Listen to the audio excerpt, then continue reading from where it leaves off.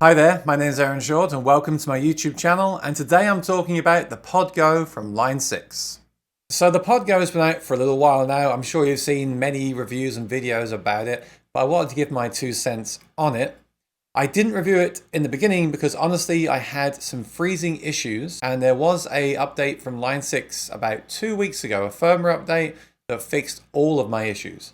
So if you do buy one of these, please install the latest firmware straight away. I mean, as you always should do when you buy a new pedal, right? Now, there's been a lot of discussion on, does this sound like a Helix? And should you buy a Helix, a PodGo, or something like an HX Stomp? And I'll get to that question later on. First of all, I've spent a lot of time with it. It's a great product. It's made very well.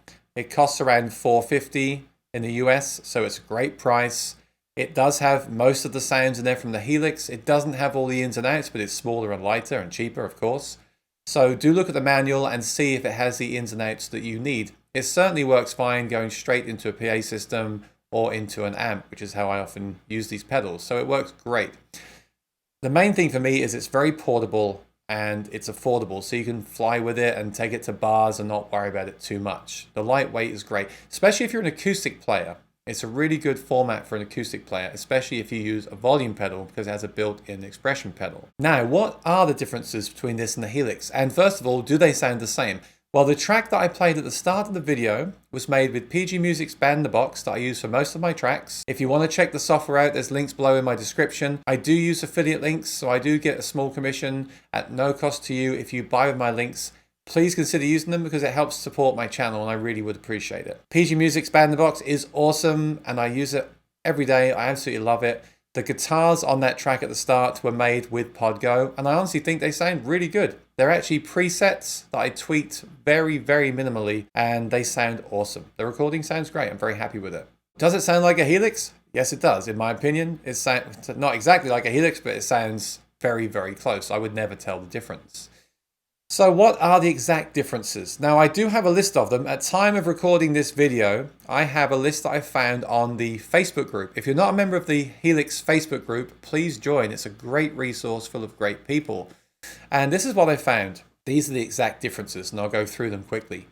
The 4 effects with the biggest DSP are omitted. That's the Tone Sovereign, the Clawthorne Drive, the Cosmos Echo, and the Legendary Drive. So there's some cool effects there. I don't use those day to day, so it wouldn't bother me, but it's good to be aware of that.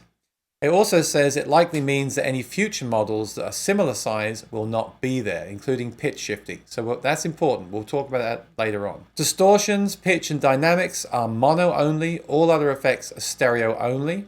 That's not a problem for me. Delay time is cut in half. It's 2 seconds of stereo versus Helix's 4 seconds of stereo. Again, that wouldn't bother me. The looper time is less. It's 40 seconds versus 60 seconds. Or actually, if you run in mono, 80 seconds versus 120 on the Helix. That could be an issue for some loopers, but again, I don't use the Helix looper as my main looper. It's simply not advanced enough for what I use it for. I mostly use it for sound checking.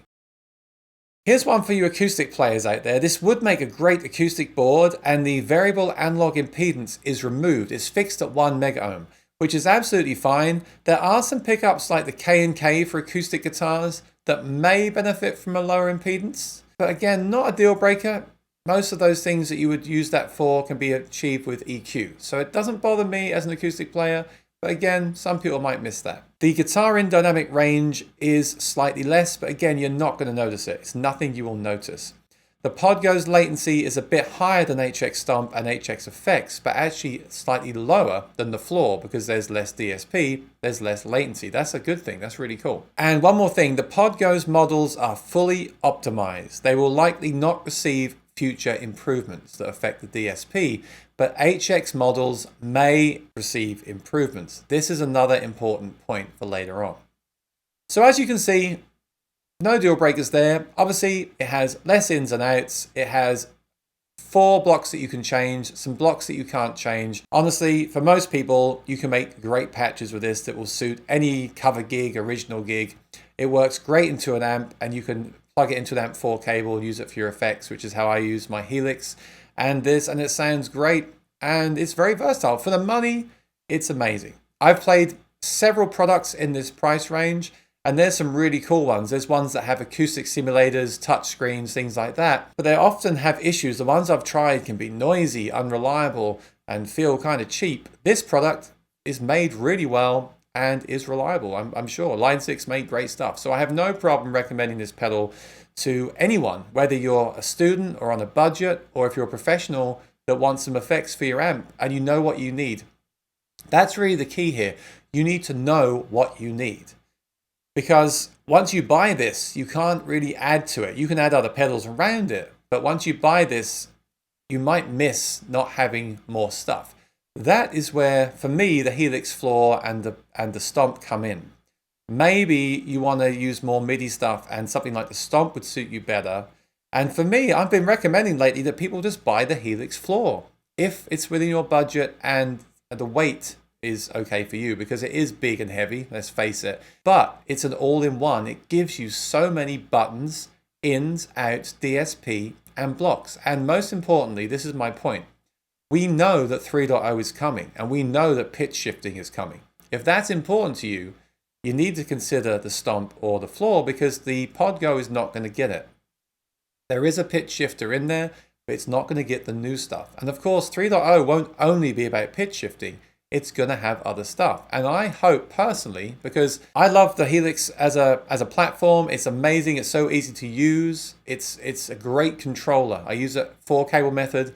I've lately been using it with apps and things, which I'll be covering in future videos, so please subscribe if you haven't already. I'd appreciate that as well. But I don't love the amp models personally. I can use them. I use them in the recording for this video. They sound fine. But I prefer like the Kemper amp models and other products. So I do hope that Line 6 do improve the amp models in the Helix. And if they do, and don't improve them in the PodGo, well, it's not to say your PodGo will become any worse. It will be as good as it is the day you bought it. But you might then look at the Helix floor and think to yourself, I kind of wish I had those new amp models. I wish I had the pitch shifting. I wish I had the new effects. I wish I had blah, blah, blah, blah, blah. So I don't think it's ever good to buy a product based on what's coming in the future.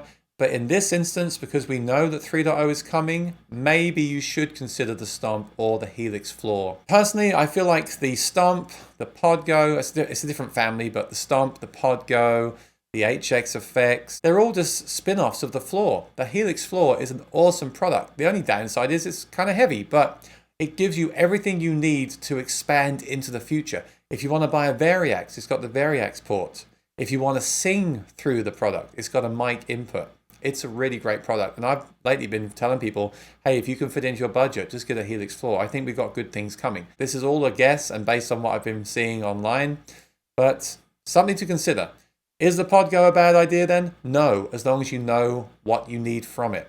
And hey, if you want to get both, that's fine too. If the PodGo makes sense for running around town and band rehearsals, and the Helix floor makes sense for live streaming and bigger gigs, that's fine too.